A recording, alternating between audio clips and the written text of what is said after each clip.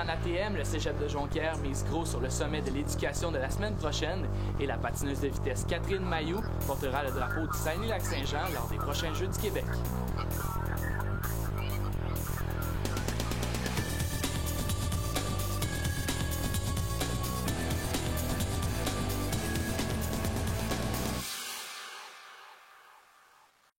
Mesdames, Messieurs, et bienvenue à ce web journal ATM Nouvelles du mardi 19 février. La direction du Cégep de Jonquière continue d'accumuler les appuis dans sa lutte afin de préserver l'exclusivité de la formation en production télévisuelle. Et Raphaël Lapierre, malgré un bon nombre d'appuis, la direction devra convaincre le ministre Pierre Duchesne. Effectivement, David, les appuis se multiplient pour le programme ATM. Par contre, c'est maintenant le moment de convaincre le politique d'entrer dans l'arène. Des 242 lettres de demande d'appui envoyées par la direction du Cégep de Jonquière à divers organismes régionaux, 163 réponses positives ont été reçues jusqu'à présent. C'est plus de 1300 personnes qui ont par ailleurs signifié leur appui via le site Internet du collège. Accompagnée de la Fédération des cégeps, la directrice générale du Cégep de Jonquière, Guylaine Proulx, tentera de convaincre le ministre Pierre Duchesne de révoquer à l'Institut Grasset le droit de donner la formation en production télévisuelle. On veut qu'au niveau de la Fédération des cégeps, les 48 collèges publics, pour une fois, on légifère en disant ATM, c'est au Cégep de Jonquière, c'est intouchable. Finissant en ATM en 1983, le réalisateur Pierre Séguin a lui aussi signifié son appui au maintien de l'exclusivité du programme. Selon lui, les étudiants sont plus autonomes à leur sortie du programme collégial. Ça aurait fait que j'aurais peut-être pas eu l'expérience, en tout cas l'autonomie que m'a procuré le fait d'être obligé de venir à 16 ans, me prendre un appartement, payer mon loyer, mon électricité, tu sais, faire ce qu'on doit faire, ça forme, c'est très formateur. Ça fait partie aussi de l'expérience ATM, ça. La directrice des études du Cégep de Jonquière, Jasmine Gauthier, a quant à elle souligné l'avantage d'offrir plusieurs formations connexes dans un même endroit. Alors, en formant 6 profils différents qui se côtoient pendant leur formation, qui se côtoient également sur le marché du travail, c'est la force de ce programme-là, puisqu'il y a une convergence entre les futurs journalistes. Mais pourtant, depuis 40 ans, on doit constamment défendre cette exclusivité. Ainsi, le sort de l'exclusivité en ATM devrait être discuté lors du sommet sur l'enseignement supérieur, bien que plusieurs craignent qu'il ne soit englouti par l'épineuse question de la hausse des frais de scolarité. Raphaël Lapierre, ATM Nouvelles, Jonquière. Et justement, ma collègue Lauriane Bédard a approfondi le sujet en entrevue plus tôt aujourd'hui avec la directrice générale du Cégep de Jonquière, Guylaine Proulx. Je vous invite à l'écouter. Bonjour, Madame Proulx. Bonjour. Donc, quelle a été votre réaction en apprenant qu'aucun document officiel ne garantissait l'exclusivité du programme ATM? Bien, dans les faits, on a certaines coupures de journaux. En fait, c'est un peu ce que j'ai pu comprendre dans l'historique des 45 ans d'art et technologie des médias. Il faut dire que moi, je suis ici uniquement depuis 5 ans. C'est que c'est de façon cyclique là, qu'on a dû faire des manifestations, des luttes pour conserver l'exclusivité. Et en fait, ce qu'on retrouvait dans les archives de toute l'histoire du programme, c'est beaucoup plus là, des positions politiques, des coupures de journaux de ministres de l'Éducation qui avaient garanti. Mais il n'existe pas de loi comme telle, par exemple dans la loi sur les collèges publics, pour dire que, par exemple, Jonquière détient l'exclusivité en arts et technologie des médias. Et là, dû au fait qu'on fait face à une attaque là, sans précédent, alors nous, c'est vraiment ça qu'on revendique. Là. Je pense qu'après 45 ans, c'est temps qu'on ait quelque chose, un écrit ministériel qui vienne nous confirmer que nous sommes exclusifs au Québec. Donc, rappelez-nous comment s'est fait justement la brèche à l'Institut Grasset. Bon, en fait, de façon le plus synthèse possible, le Collège Grasset avait demandé au ministère de l'Éducation en avril d'offrir le programme en production télévisuelle avec agrément. Avec agrément, ça veut dire qu'on obtient les sous du ministère pour financer les équipements, les professeurs et tout ça. Le ministère de l'Éducation a dit non. Comme il a toujours dit non, en disant, écoutez, le Cégep de Jonquière l'a fait depuis 45 ans, il le fait très bien, il n'y a pas de pénurie de main-d'œuvre dans ce programme-là, il n'y a rien qui justifie le fait que vous ayez ce programme-là. Le collège s'est alors tourné vers la loi sur l'enseignement privé qui, elle, permet, grâce à un avis d'un comité consultatif de l'enseignement privé, de demander à la ministre de pouvoir, avec sa signature, offrir le programme sans agrément, sans obtenir les sous. Mais à ce moment-là, le collège doit démontrer qu'il a les sous et les ressources humaines nécessaires pour le faire. Alors, ce que démontré Grasset à ce comité-là a, semble-t-il, été jugé suffisant parce que la ministre a dû signer l'autorisation. Et croyez-vous, selon vous, qu'il serait possible d'obtenir une certaine entente entre différents cégeps pour offrir un même programme? Bien, en fait, nous, moi, ce que je dis, par exemple, Arts et technologies des médias, on s'entend qu'on veut que ce soit exclusif au cégep de Jonquière. Toutefois, si, par exemple, il y avait une pénurie de main-d'œuvre, comme là, ce qu'invoque l'Institut Grasset, c'est pour former des immigrants. Alors, le Collège de Jonquière aurait pu, si on nous en avait parlé, là, vous voyez que tout s'est fait en catimini, aurait pu regarder avec Grasset en disant, bon, peut-être pour une période d'1 an, 2 ans, si vous avez un nombre de personnes à former, on pourrait collaborer avec vous, utiliser vos locaux. Nos profs auraient pu, certains profs auraient pu s'en aller là-bas et les étudiants de Montréal auraient pu venir profiter de nos équipements. Mais évidemment, là, ça s'est fait sans qu'on nous consulte. Et c'est ce qu'on dénonce aussi. Et jusqu'à maintenant, quelles sont les démarches qui ont été prises par le cégep plusieurs. de Jonquière? En fait, bien sûr, une démarche avec le gouvernement en place pour essayer de détricoter la chose. Deuxième, un appui de la Fédération des cégeps, parce qu'on voit que là, les autres collèges peuvent être menacés dans leur exclusivité. Et une opportunité qui est le sommet sur l'éducation, d'aller demander haut et fort les collèges publics qu'on légifère sur le maintien des exclusivités nationales dans les collèges publics et qu'on modifie la loi sur l'enseignement privé pour éviter l'élasticité qu'elle a démontrée dans le dossier qui nous occupe. Et justement, si une loi devait naître, selon quels critères pensez-vous qu'elle devrait être établie? Bien, sûrement. En tout cas, moi, je pense qu'il y en a un qui est indéfectible. C'est le fait que ça fait 45 ans que le cégep de Jonquière forme en arts et technologies des médias, qu'il le fait très bien, que tant l'industrie que ses diplômés témoignent de la qualité de l'enseignement qui est offerte. Et bien sûr, après 45 ans, je crois qu'on peut démontrer qu'on a très bien fait nos classes. Et croyez-vous que, on va trouver une solution à temps? Oui, je suis optimiste qu'on puisse trouver une solution. Et puis, advenant où le programme de production et de post-production ouvrirait ses portes, quelles nouvelles mesures devraient être prises ici pour assurer que les gens continuent de venir? Bien, nous, c'est sûr qu'à chaque année, on déploie beaucoup de publicité. Il y a une tournée d'information scolaire qui se fait à travers le Québec, notamment pour les programmes d'art et technologie des médias. Alors, on a une recette qui a toujours bien fonctionné. C'est sûr qu'on va continuer là, à faire la promotion du programme. Et quels effets la perte de l'exclusivité du programme ATM pourrait avoir dans la région? Bien, là, il faut quand même être conscient que ça s'adresse quand même à 25 étudiants à Montréal. Ils doivent avoir un profil spécial, ils doivent avoir fait leur formation générale, avoir des antécédents collégiaux. Donc, c'est sûr que ça limite. Et aussi, les étudiants devront défrayer environ 18 000 $ pour leur formation, ce qui n'est pas le cas ici. Puis aussi, bien, je pense qu'il faut compter sur notre notoriété, là. Je pense que les témoignages, ils viennent de partout. Vous avez vu M. Séguin, lui, il dit, bien, moi, ce que j'ai aimé, c'est de venir dans la région du Saguenay-Lac-Saint-Jean. Donc, la notoriété va jouer pour beaucoup. Donc, ce qu'on essaie de faire, c'est de détricoter, mais tout en étant conscient que ces 25 étudiants, c'est quand même minime, là. Bien, je vous remercie beaucoup, Mme Proulx. Merci. Donc, on s'entretenait avec Guylaine Proulx, la directrice générale du cégep de Jonquière. Le procès de l'ex-professeur de cinéma du cégep de Jonquière, Pierre Demers, accusé d'avoir feinté une alerte à la bombe au théâtre Banque Nationale, a été remis à demain. M. Demers a toutefois profité de sa présence au palais de justice pour faire son mea culpa auprès de ses proches et amis. Il qualifie d'ailleurs de malencontreux incident, de moment d'égarement et d'impatience son geste. Il devrait d'ailleurs remettre demain un document aux médias expliquant son action. La Sûreté de Saguenay a retrouvé un homme de 40 ans atteint d'un traumatisme crânien qui lui empêche de s'orienter seul. L'individu s'était soustrait de la surveillance de sa mère près du magasin Archambault du boulevard Talbot.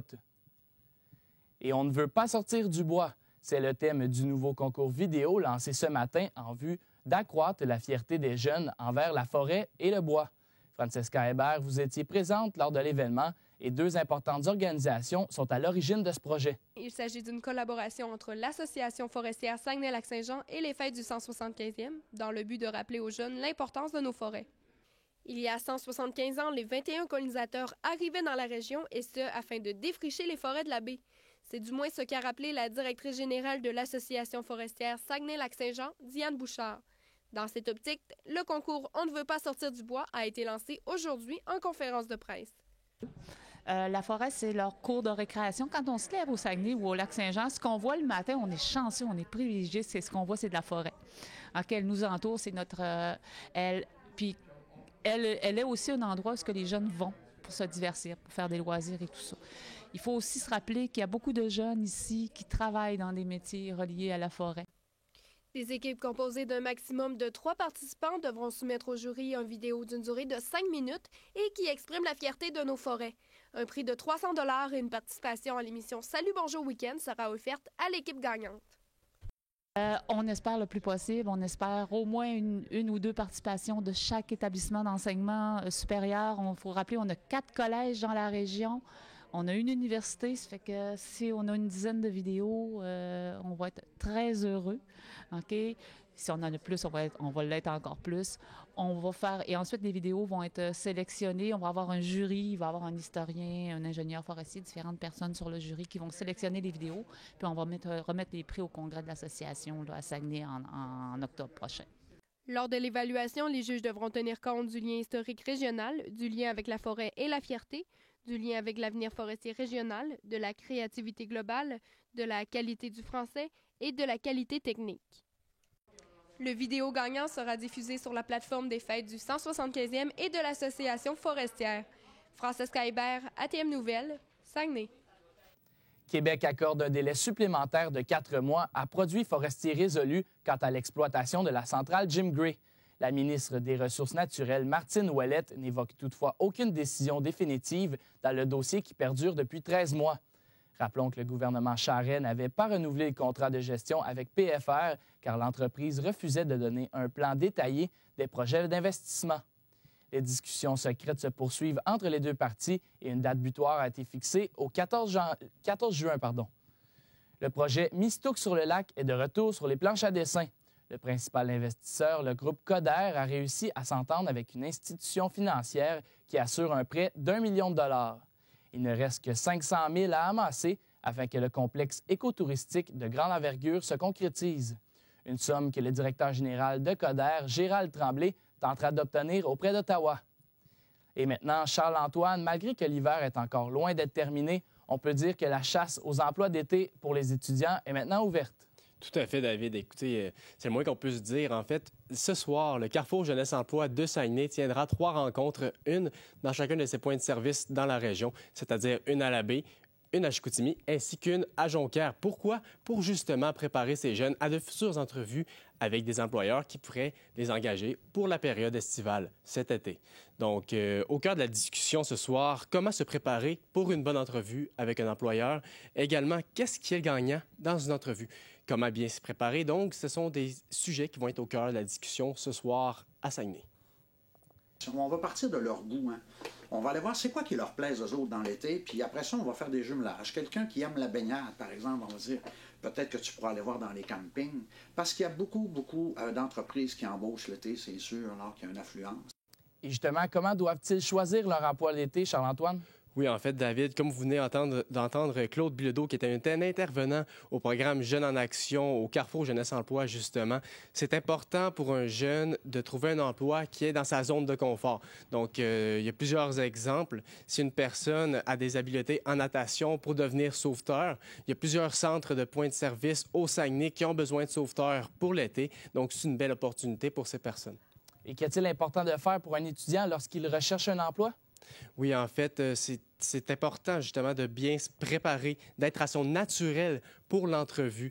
Donc, des éléments qui vont faire en sorte que peut-être un employeur va préférer engager quelqu'un plutôt qu'une autre personne. Donc, il faut être à son naturel, puisque M. Bilodeau compare justement la recherche d'emploi à la séduction. Je vous invite à l'écouter. Moi, je compare souvent la recherche d'emploi à de la cruise. Alors, quand on va cruiser, quand on veut séduire quelqu'un, on doit s'assurer d'avoir un langage positif, on doit s'assurer d'être bien mis, puis on doit s'assurer de bien communiquer ce qu'on a à dire. C'est exactement la même chose en recherche d'emploi. Quelles sont les principales compagnies qui engagent les étudiants dans la région? Oui, en fait, David, il y a plusieurs compagnies, mais également la Ville de Saguenay qui engage plusieurs jeunes à chaque année. Donc, ça va être à surveiller encore une fois cette année. Les jeunes ont jusqu'au 8 mars pour justement s'inscrire pour participer au concours pour trouver un emploi dans la Ville de Saguenay. Merci beaucoup, Charles-Antoine. Au revoir.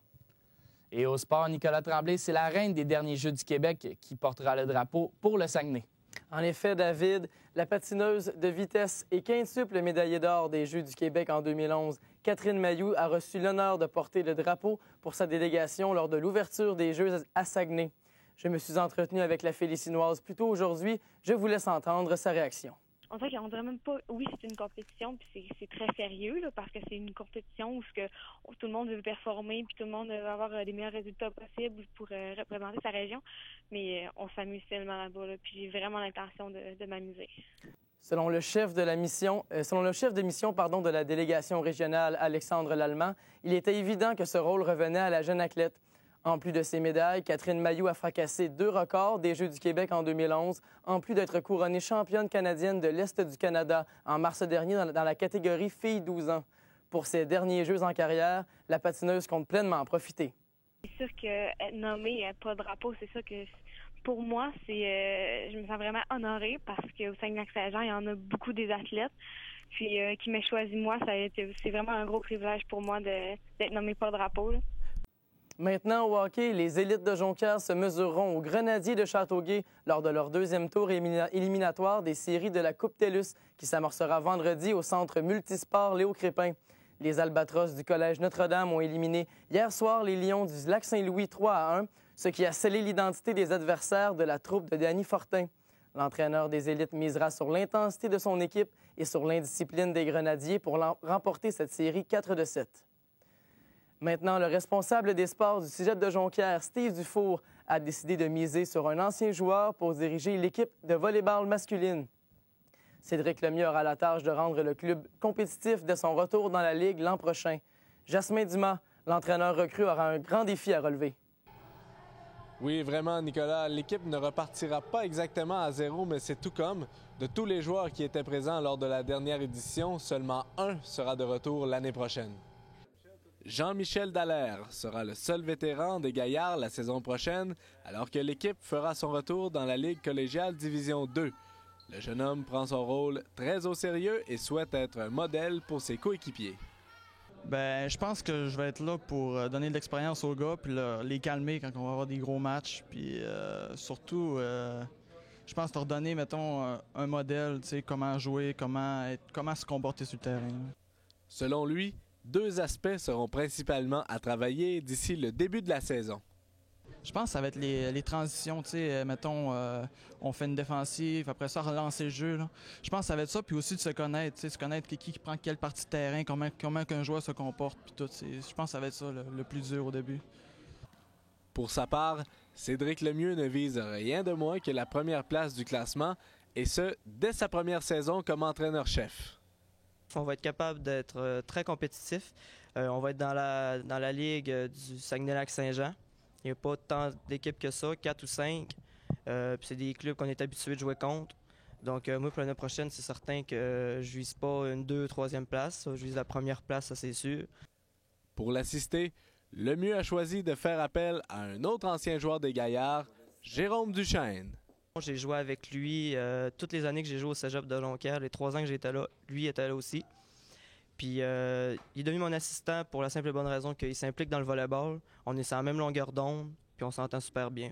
L'équipe de Cédric Lemieux foulera le terrain dès l'automne prochain, mais d'ici là, beaucoup de pain sur la planche les attend.